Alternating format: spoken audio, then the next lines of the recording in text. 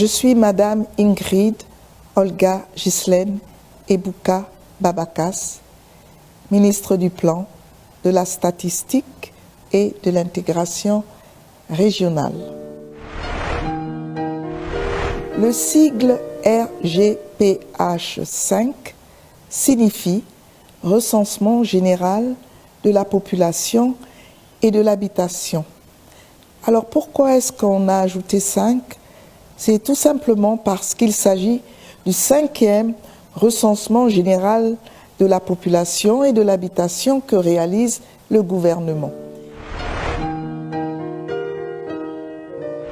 Le recensement général de la population et de l'habitation, c'est collecter des informations aussi bien sur la composition d'une famille, la structure d'une famille, que le logement dans lequel se trouve cette famille et les infrastructures de base, bien souvent, que le gouvernement réalise. Le recensement général de la population et de l'habitation a un objectif clair, avoir des données chiffrées, donc des informations avec des chiffres sur la population, sa composition, son implantation géographique, les activités que l'on réalise au Congo à travers donc le comptage de cette population. Le recensement général de la population nous aide à avoir des informations précises, mais toujours chiffrées sur les infrastructures que nous avons au Congo.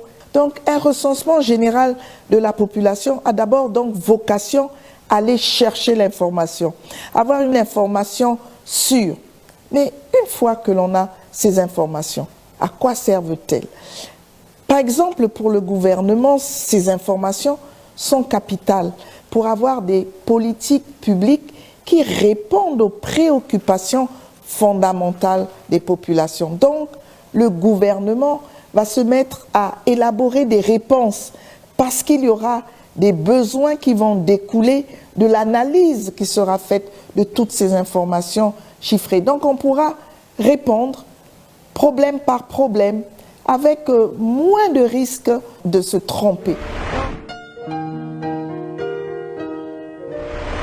Le recensement général de la population et de l'habitation qui est organisé aujourd'hui a une période pour que l'on réalise ce comptage physique. Le décret du Premier ministre chef du gouvernement a bien précisé. Le comptage va commencer le 25 avril et se terminer le 24 mai 2023.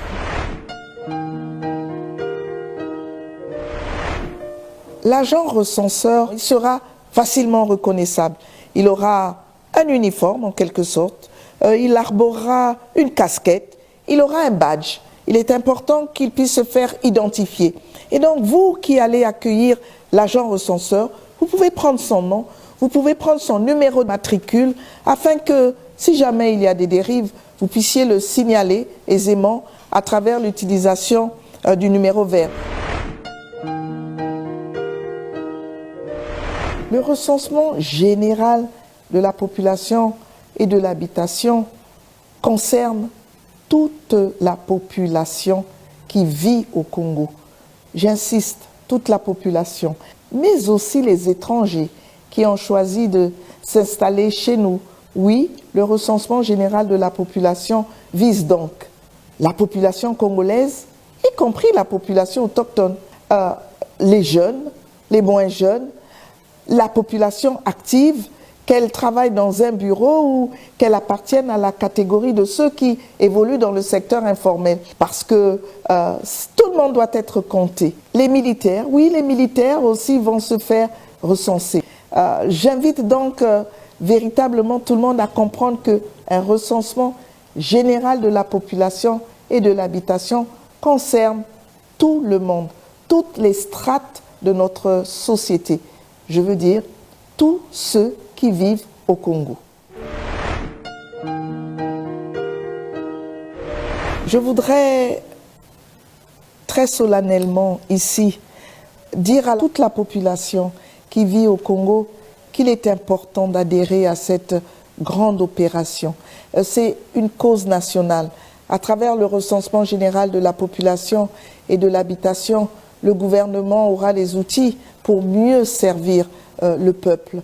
Et donc, il est important d'accueillir les agents recenseurs.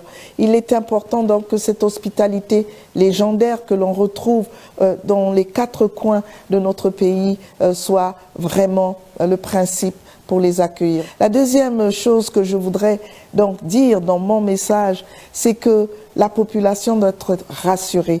Les agents recenseurs sont astreints au secret professionnel. Ils ne pourront pas divulguer les informations qu'ils vont recueillir lorsqu'ils vont exercer leur noble mission.